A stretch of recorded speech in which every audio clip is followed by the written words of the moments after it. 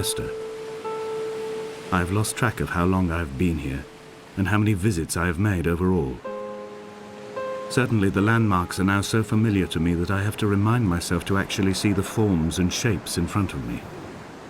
I could stumble blind across these rocks, the edges of these precipices, without fear of missing my step and plummeting down to sea. Besides, I have always considered that if one is to fall, it is critical to keep one's eyes firmly open.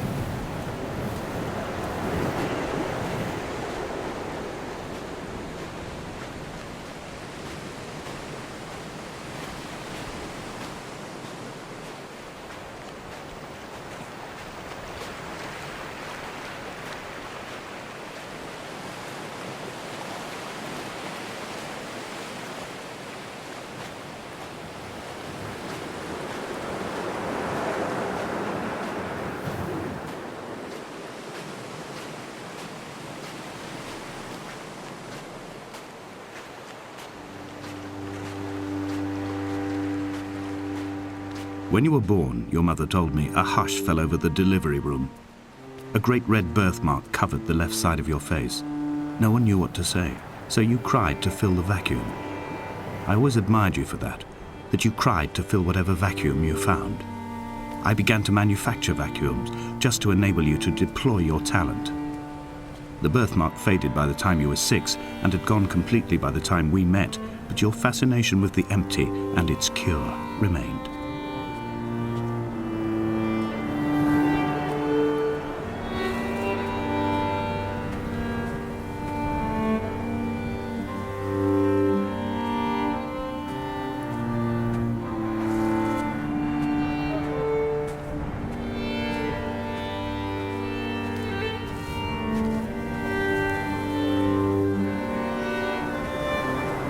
The mount is clearly the focal point of this landscape. It almost appears so well placed as to be artificial. I find myself easily slipping into the delusional state of ascribing purpose, deliberate motive to everything here. Was this island formed during the moment of impact? When we were torn loose from our moorings and the seatbelts cut motorway lanes into our chests and shoulders, did it first break surface then?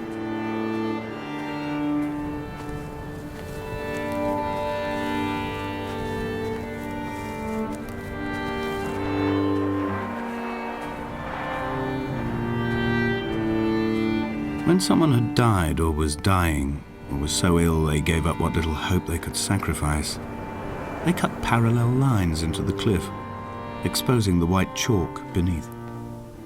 You could see them from the mainland or the fishing boats, and know to send aid or impose a cordon of protection, and wait a generation until whatever pestilence stalked the cliff paths died along with its hosts. My lines are just for this: to keep any would-be rescuers at bay. The infection is not simply of the flesh.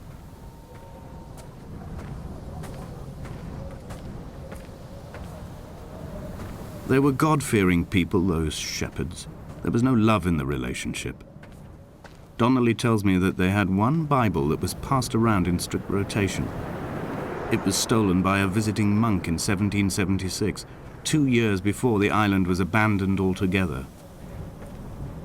In the interim, I wonder, did they assign chapter and verse to the stones and grasses, marking the geography with a superimposed significance that they could actually walk the Bible and inhabit its contradictions?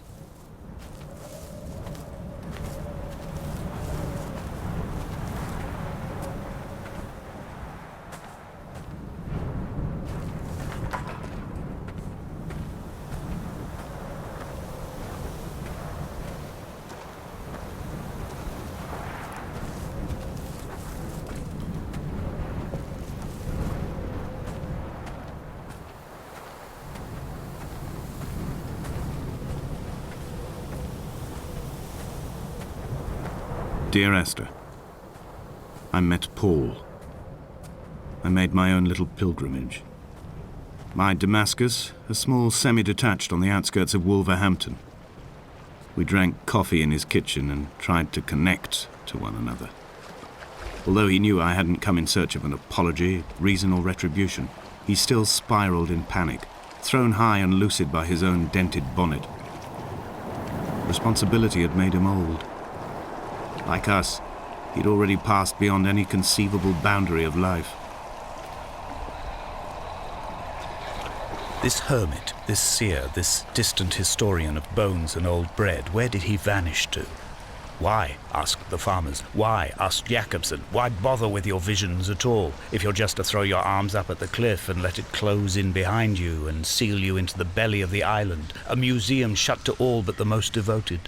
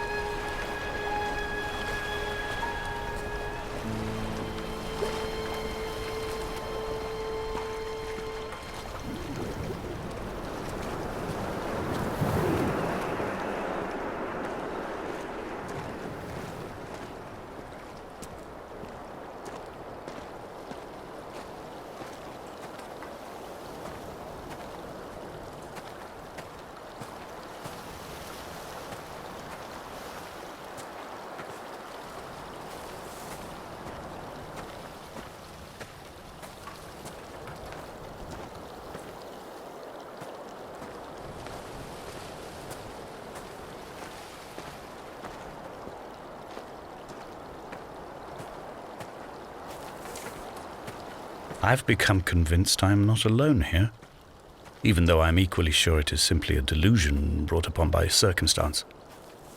I do not, for instance, remember where I found the candles, or why I took it upon myself to light such a strange pathway. Perhaps it is only for those who are bound to follow.